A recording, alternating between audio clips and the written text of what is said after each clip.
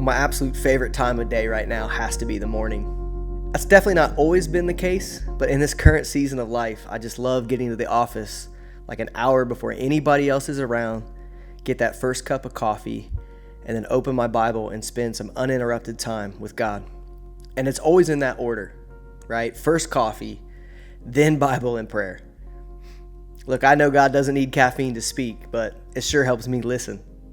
And don't get me wrong, I am so grateful to have a quiet space like that. It's so nice to have an office to work from and a nice church building to worship in. But I can't think of a single time of prayer where I've talked to God about our facilities. Never once has that been the topic of our conversation. When I talk to God, I talk about people. I pray for the people in our church and how God might move them to next steps in their life and to greater depth and growth of discipleship. I pray for people outside our church and our community that they would discover the healing and hope of Jesus. But over the last several years, it's become obvious, I think, to most of us that God's plan, whatever it is, exceeds what our current facility can accommodate. Even with all the improvements, our children's space still lacks, and our parking can be a real adventure and not the good kind. And so for the last few years, we've been building financial reserves in case an opportunity would come for us to expand or maybe even relocate. And about a month ago, one such opportunity opened up. I'd love for you to see it for yourself.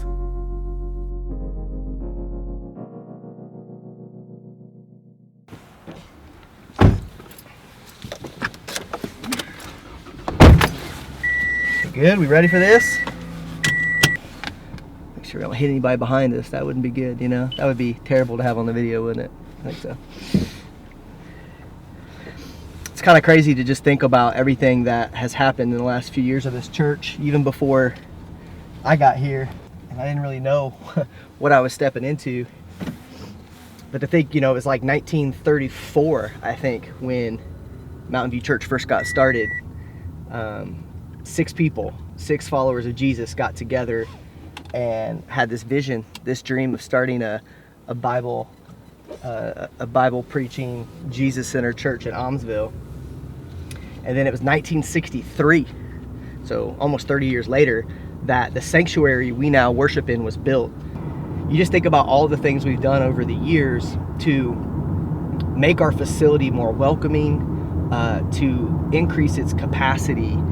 And that's what it's always been about. It's not about the building, right? The building is a tool for the mission, and the mission is about people, right? The mission is about connecting God to lost people. So we're getting on 22 here. Gonna go up just one exit from our current location.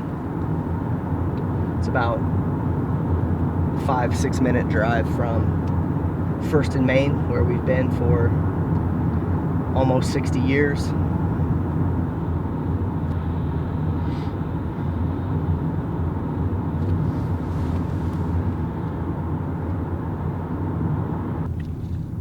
Taking a right onto Casa Lane.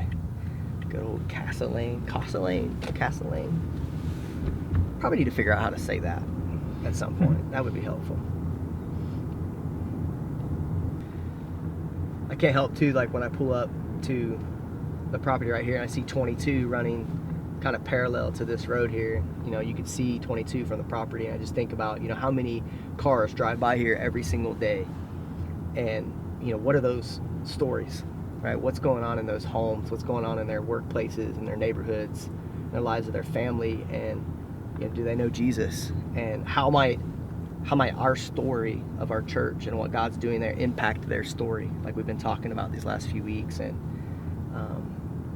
you just see all of these lives, right, busy, running back and forth from work and whatever else, and you just kind of wonder, what impact could we make in those lives?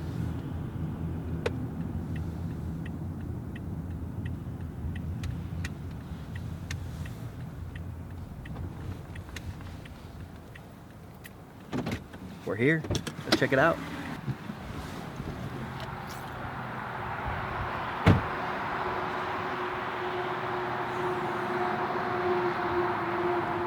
Here we go. About 3.83 acres down here at the end of Casa Lane.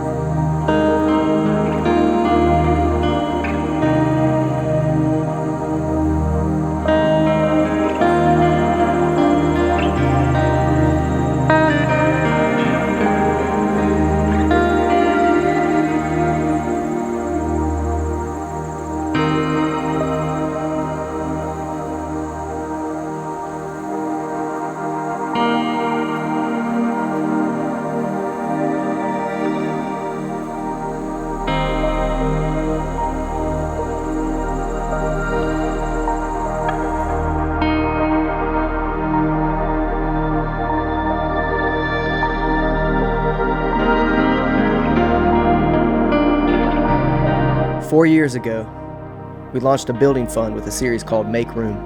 And the main point of that series was that while we can't make God move, we can make room for a move of God. To me, the purchase of this land feels like the perfect step in that direction. And we're ready for whatever it is that God has next for us.